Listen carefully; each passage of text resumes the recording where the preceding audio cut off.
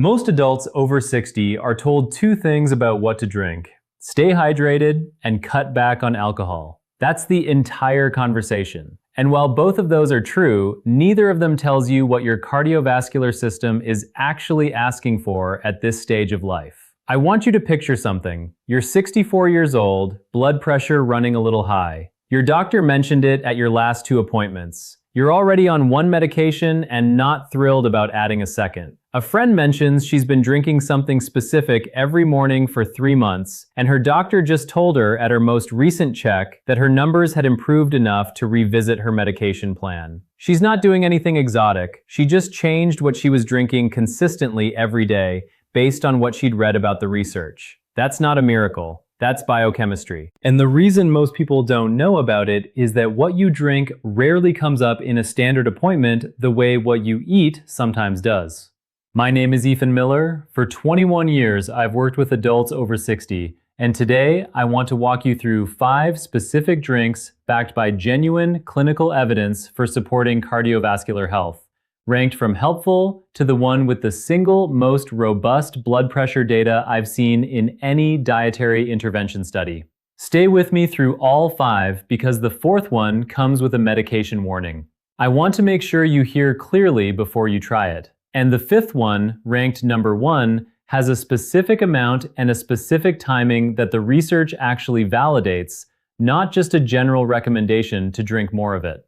Before we go further, if this kind of precise, science-based information is what you're looking for, go ahead and subscribe. This channel exists to give adults over 60 accurate, usable guidance without the extremes. And it helps more people find that when you do. Now let's get into it. Before we get into specific drinks, you need one concept because without it, you won't fully understand why these 5 drinks actually work. I call it the nitric oxide gap. Here's what changes about your cardiovascular system specifically after 60. 3 things. First, your blood vessels produce less nitric oxide. Nitric oxide is a molecule your blood vessel walls make naturally, and its job is to signal the smooth muscle surrounding your arteries to relax and widen. More nitric oxide means wider, more flexible vessels, better blood flow, and lower blood pressure. Less nitric oxide means the opposite: stiffer, narrower vessels, higher pressure, more resistance for your heart to pump against. Second, this decline in nitric oxide production isn't just about age itself. It's driven by reduced activity of an enzyme called endothelial nitric oxide synthase, the enzyme that produces nitric oxide in the vessel wall. And this enzyme becomes less active with age, with high blood pressure, with chronic low-grade inflammation, and with reduced dietary intake of specific compounds that support it. It's worth spending a moment on why nitric oxide specifically connects to so many other concerns beyond just blood pressure. Nitric oxide doesn't only regulate vessel tone, it also inhibits the formation of plaque buildup on vessel walls by reducing how readily platelets and inflammatory cells stick to vessel surfaces. It improves blood flow to the kidneys, which affects how effectively they regulate fluid balance and blood pressure from their end. And it affects circulation to the brain, which is part of why reduced nitric oxide production has been linked in some research to cognitive changes with age. Since the brain is extraordinarily sensitive to small changes in blood flow, addressing the nitric oxide gap isn't just about a number on a blood pressure cuff. It's about how well blood actually moves through every system in your body that depends on it. Third, and this is the one most people never hear about, the 2 main ways to restore nitric oxide are direct precursors in food, meaning compounds your body converts directly into nitric oxide through the dietary nitrate pathway, and compounds that activate or protect the enzyme that makes it. Different drinks on today's list work through each of these 2 different pathways, which is why the combination of more than one of them tends to produce better results than any single drink alone. Here's the cascade this creates. Nitric oxide production falls. Blood vessels stiffen and narrow. Blood pressure climbs. Your heart works harder against more resistance. Circulation to the extremities, the kidneys, and the brain becomes less efficient. And most of this happens so gradually that the only way anyone notices is when a blood pressure reading at an appointment prompts a medication conversation. Keep the nitric oxide gap in mind as we go through each drink today,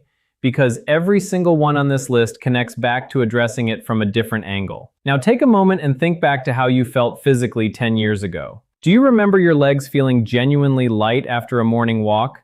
rather than just serviceable? Do you remember not noticing your feet being cold at the end of the day? Do you remember not thinking twice about whether you could make it up a long flight of stairs without catching your breath? A lot of people over 60 attribute changes like these purely to age. Some of it is, but some of it is circulation. And circulation responds to inputs in a way that pure aging doesn't. If any of that sounds familiar, this video was made specifically for you. Here's what I need you to understand before we go any further. None of these 5 drinks is a substitute for medication your doctor has prescribed, and none of this is medical advice. What these drinks do is support the same physiological processes that blood pressure medications target through different complementary mechanisms in ways that have been tested in human clinical trials, not just animal studies or theoretical models. The research is clear, the mechanisms are understood, and adding 1 or 2 of these drinks consistently is for most people a genuinely low-risk, evidence-backed choice alongside whatever else they're doing for their cardiovascular health. Before we go deeper, if you'd like a structured way to track habits like these alongside your other health practices, I've put together a free longevity guide linked in the description below.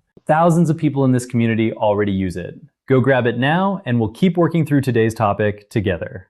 So, how does this actually work in the body? Picture your arteries as garden hoses and blood flow as the water running through them. When the hose is flexible and wide, water flows easily at low pressure. When the hose is stiff and narrowed, the same pump has to work much harder to push the same amount of water through, which is exactly what elevated blood pressure represents. A heart working harder to push the same blood through vessels that have become less cooperative. Nitric oxide is essentially the signal that tells the hose to relax and expand. When it's abundant, your vessels are more flexible. Pressure drops and flow improves. When it's depleted, the hose stays partly constricted and pressure stays elevated. The drinks we're about to discuss work either by providing raw materials your body converts directly into nitric oxide, or by activating the enzyme that produces it, or by reducing the inflammation that suppresses it. Now that you understand the mechanism, let me walk you through the 5 drinks that address it most directly.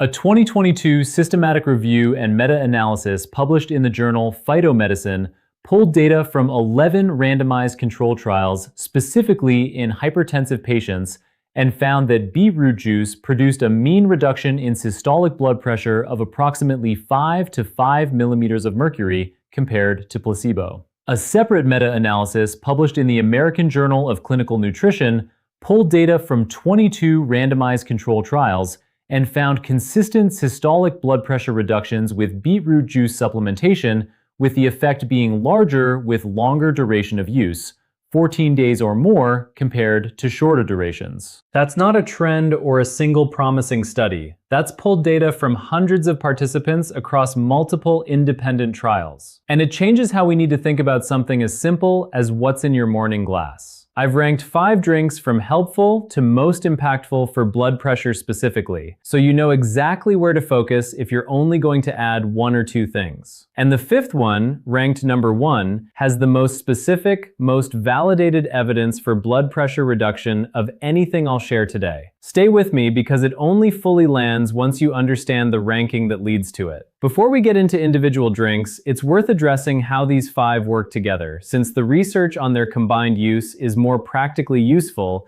than considering each one in isolation. The first 2 drinks on this list, coconut water and tart cherry juice, address potassium balance and inflammation respectively. The middle drink, green tea, works primarily through the enzyme pathway to increase your blood vessel's own nitric oxide production. The last 2, hibiscus tea and beetroot juice, work partly through ACE inhibition and partly through direct dietary nitrate supply. Because these mechanisms are genuinely different, using 2 or 3 of them consistently tends to produce additive rather than redundant effects. A practical daily pattern that incorporates several of them without feeling overwhelming might look like this: beetroot juice in the morning, green tea in the mid-morning, hibiscus tea in the afternoon, and tart cherry juice in the evening. Coconut water can fit naturally around any physical activity or simply as an afternoon drink on warmer days. That's not a rigid prescription, and doing 1 or 2 of them consistently is far more valuable than attempting all 5 sporadically.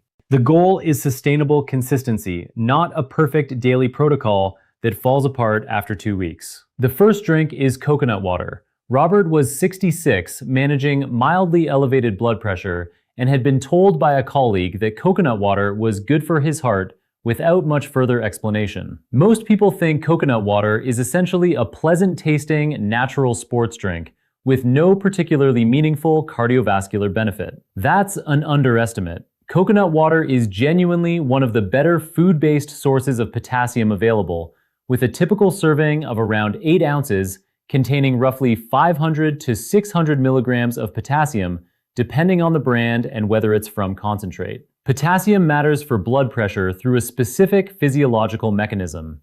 It helps your kidneys excrete sodium more efficiently through the urine, and it directly relaxes blood vessel walls by counteracting the tension that sodium promotes. Research consistently supports potassium intake as one of the most reliable dietary contributors to lower blood pressure. And most Americans over 60 consume significantly less potassium than their bodies ideally need, particularly if they're also eating a higher sodium diet. One 8-ounce serving of unsweetened coconut water daily is a practical way to meaningfully increase potassium intake without dramatically changing your diet. The mistake most people make with coconut water is choosing flavored or sweetened versions, which add sugar that counteracts some of the cardiovascular benefit, or drinking it alongside a high-sodium meal where the potassium benefit is being partially offset immediately. If you're on a potassium-sparing diuretic or have kidney disease that requires you to limit potassium, please talk to your doctor before adding coconut water regularly, since this is one case where more potassium isn't automatically appropriate for everyone. Now, tart cherry water works through a completely different mechanism, and this one surprises people who only associate cherries with a nice flavor. Margaret was 71, managing both blood pressure and persistent sleep difficulty, and had tried multiple approaches to each without finding one that consistently helped both. Most people think tart cherry, if they know about it at all, is primarily useful for joint pain or muscle recovery. That's not the full picture. Tart cherries are unusually rich in a specific class of compounds called anthocyanins, which are the dark red pigments that give them their color, and in melatonin, the hormone that regulates sleep-wake cycles. Multiple studies have examined tart cherry juice's effect on both sleep quality and blood pressure simultaneously, and found meaningful improvements in both. Research published in the American Journal of Therapeutics and in the European Journal of Nutrition has shown that tart cherry juice consumption improved sleep duration and quality in adults. And separately, research has connected tart cherry's anti-inflammatory properties to modest reductions in systolic blood pressure, particularly in adults who start with elevated inflammation markers. About 8 ounces of unsweetened tart cherry juice, ideally in the evening, given its melatonin content, is the serving used in most of the research. The mistake most people make is buying sweetened tart cherry cocktail juice, which is mostly apple or grape juice with some tart cherry added, rather than pure, unsweetened tart cherry juice, where the active compounds are actually present at meaningful concentrations. One practical detail worth knowing about tart cherry: the melatonin content that makes it useful for sleep, typically in the range of 13 micrograms per 100 milliliters of juice, is a natural food-derived form of melatonin rather than the pharmacological dose found in supplements. This means the sleep-improving effect is generally gentler and less likely to cause the next morning grogginess that higher-dose melatonin supplements sometimes produce. For people who've tried melatonin supplements and found them too strong or leaving them groggy, tart cherry juice consumed 30 to 60 minutes before bed offers a more moderate food-based alternative with the additional benefit of anti-inflammatory anthocyanins that sleep supplements don't provide. Quick pause here. Has your doctor ever specifically talked to you about how what you drink, not just what you eat or what medications you take, might be affecting your blood pressure over time? Drop a comment and let me know. You'd be surprised how many people in this community have managed their blood pressure for years without that conversation ever coming up. The third drink is green tea, and it works primarily through the nitric oxide enzyme pathway rather than the direct nitrate pathway we'll discuss later, which makes it a genuinely complementary pairing with the drinks that follow. Helen was 64, drank 2 cups of black tea every morning, and assumed green tea was essentially the same thing in a slightly different form. Most people think all teas are roughly equivalent in their cardiovascular effects. That's not accurate. Green tea specifically contains an unusually high concentration of a compound called epigallocin gallate, commonly abbreviated as EGCG, which is a type of Kagan polyphenol that black tea loses through the fermentation process. EGCG has been shown in multiple clinical studies to activate endothelial nitric oxide synthase, the exact enzyme that becomes less active with age, increasing the vessel wall's own production of nitric oxide from the inside rather than supplying it from the diet. A meta-analysis published in PLOS ONE examining 14 randomized control trials found that green tea consumption significantly reduced both systolic and diastolic blood pressure, with the systolic reduction averaging roughly 2 to 3 millimeters of mercury across the pool data. 2 to 3 cups of brewed green tea daily is the amount used in most of the research showing cardiovascular benefit. The mistake most people make is using tea bags steeped for only 30 seconds or a minute, which extracts far less EGCG than the 2 to 3 minute steeping time used in most clinical research, or choosing bottled sweetened green tea products where the EGCG content has been partially degraded and sugar has been added. Alright, everything up to this point has mattered, but what I'm about to share now is where the real conversation begins. These next two drinks are the ones backed by the most specific, most clinically precise evidence on this entire list. The fourth drink is hibiscus tea, and this one deserves particular attention both for its effectiveness and for the medication interaction. I want to make sure you understand before you try it. James was 68, had read about hibiscus tea online, and was enthusiastic about trying it, but was also taking a specific blood pressure medication and hadn't mentioned it to his doctor. Most people think herbal teas are essentially harmless additions to any routine, too gentle to interact with anything significant. That's not always accurate, and hibiscus is one of the clearest examples of an herbal preparation with both meaningful clinical benefit and meaningful medication interaction potential. On the benefit side, the evidence for hibiscus tea and blood pressure is among the most specific and rigorously studied of any beverage on this list. A randomized, double-blind, placebo-controlled trial published in the Journal of Nutrition, conducted by researchers at Tufts University, followed 65 pre-hypertensive and mildly hypertensive adults who consumed 38-ounce cups of hibiscus tea or a matched placebo beverage daily for 6 weeks. At 6 weeks, the hibiscus tea group showed a mean systolic blood pressure reduction of 7.22 millimeters of mercury compared to a 1.3 millimeter reduction in the placebo group, a statistically significant difference. The mechanism is specific and worth understanding. Hibiscus contains compounds that inhibit angiotensin-converting enzyme, often called ACE, which is the same enzyme pathway that a class of blood pressure medications. ACE inhibitors like leonopril and enalapril target directly. This is precisely why hibiscus tea is both genuinely effective and potentially problematic in combination with ACE inhibitor medications. Since the combined effect may lower blood pressure more than either alone was intended to,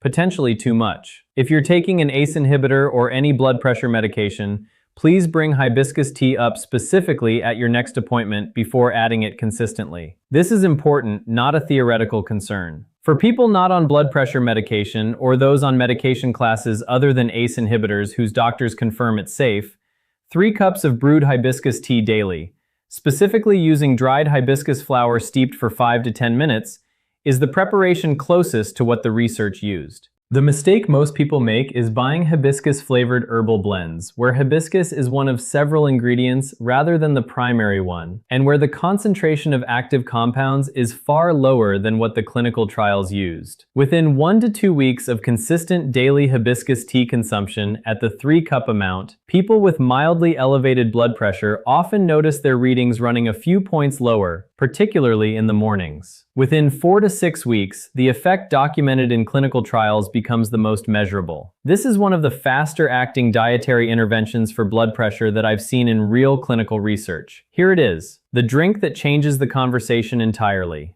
Beetroot water, or more precisely, beetroot juice. This carries the largest body of clinical evidence for blood pressure reduction of any drink on today's list. And the specific mechanism is the most directly connected to the nitric oxide pathway we discussed at the beginning. Beetroot is one of the richest dietary sources of inorganic nitrate, a compound that follows a specific, well-understood pathway through the body. When you drink beetroot juice, the nitrate it contains is absorbed in your digestive tract, concentrated in your saliva by salivary glands, converted to nitrate by bacteria naturally present on your tongue, and then further converted to nitric oxide in the acidic environment of your stomach and in your blood vessels. This is the dietary nitrate pathway, and it's genuinely independent of the enzyme pathway that green tea addresses, meaning the two work synergistically rather than redundantly. And here's why most people never get the full cardiovascular benefit of beetroot juice. They try commercial beetroot product occasionally, don't commit to consistent daily use, or choose cooked beets rather than juice, where some of the nitrate content is lost through the cooking process. And the volume required to get a meaningful nitrate dose is impractical to eat daily. You don't need a complicated protocol. Here's what the evidence actually supports. A meta-analysis published in Science Direct pooling data from 22 randomized control trials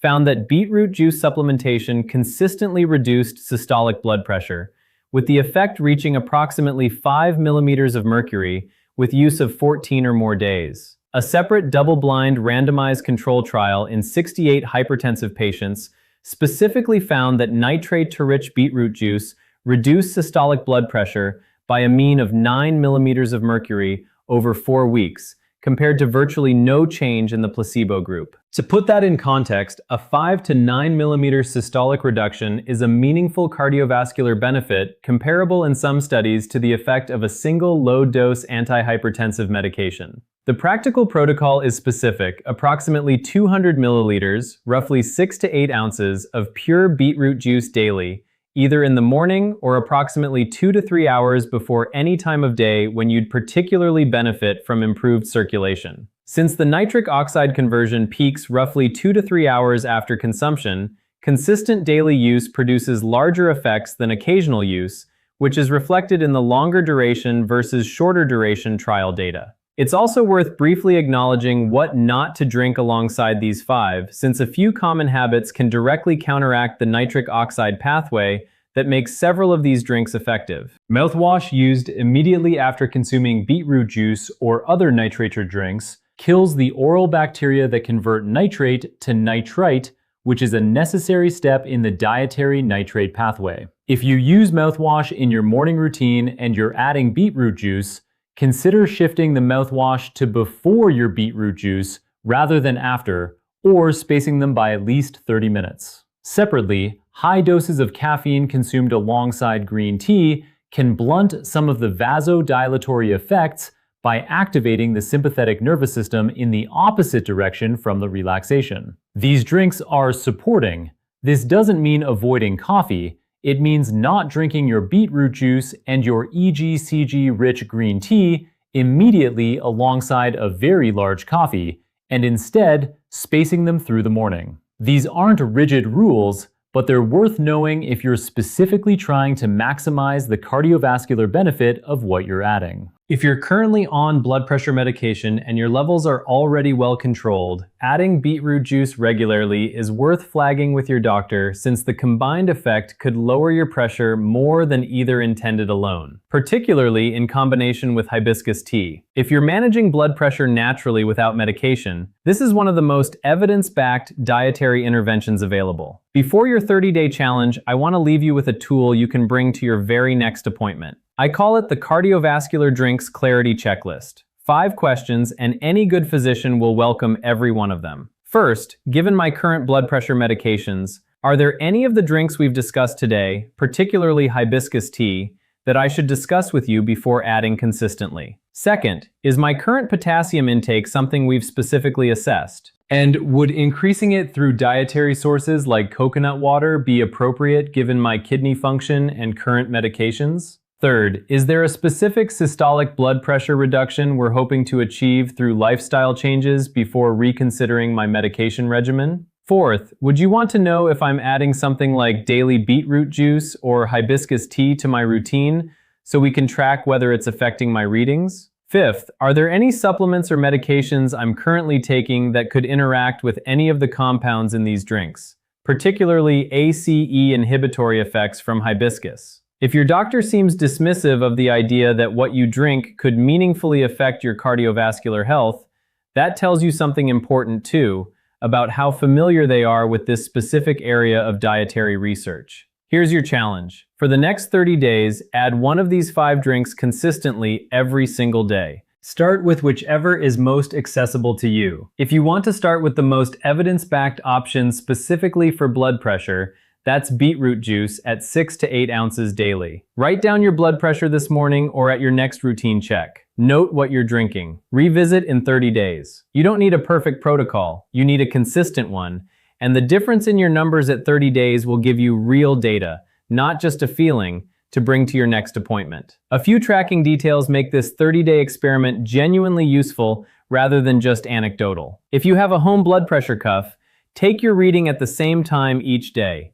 Ideally, in the morning after you've been sitting quietly for 5 minutes. Since blood pressure varies significantly throughout the day, and inconsistent timing makes the numbers hard to compare, write down not just the number, but also what you drank that day. This kind of simple log, a date, a blood pressure reading, and a note about which drink you added, is exactly the kind of specific time-linked information that makes a follow-up conversation with your doctor substantive rather than vague. And if you don't have a home blood pressure cuff, they're widely available and generally inexpensive. And having one is one of the most useful pieces of equipment an adult over 60 can own for tracking their own cardiovascular health between appointments. There is a real difference between a routine that simply avoids the obvious harmful things, less alcohol, less sodium, and a routine that actively supplies the raw materials your cardiovascular system needs to do its job well. After 60, that second kind of intentionality matters more. Not because everything falls apart without it, but because the body's margin for error narrows, and every supportive input counts more than it used to. The best physicians I've known in 21 years of practice understand that a small, specific daily habit, sustained consistently, does more real-world good than an occasional intervention that nobody keeps up. You've probably been told that your blood pressure is managed by your medication and that diet adjustments are secondary. That's not wrong, but it undersells what's possible through the right dietary choices. And it's not what I've seen in 21 years of watching patients make small, specific changes and bring meaningfully better numbers back to their next appointment. You're not powerless between appointments. You have access to information and inputs that can work for your cardiovascular system every single day in your own kitchen starting this morning. Start today with 1 drink, 1 consistent choice, and 1 month of actual data. That's genuinely all it takes to begin. If this gave you something useful, go ahead and subscribe. That's exactly what this channel is built for. Calm, honest, science-based guidance without the extremes you see everywhere else online. And don't forget the longevity guide linked below if you want a structured way to bring all of this together into a daily routine. I'll see you in the next.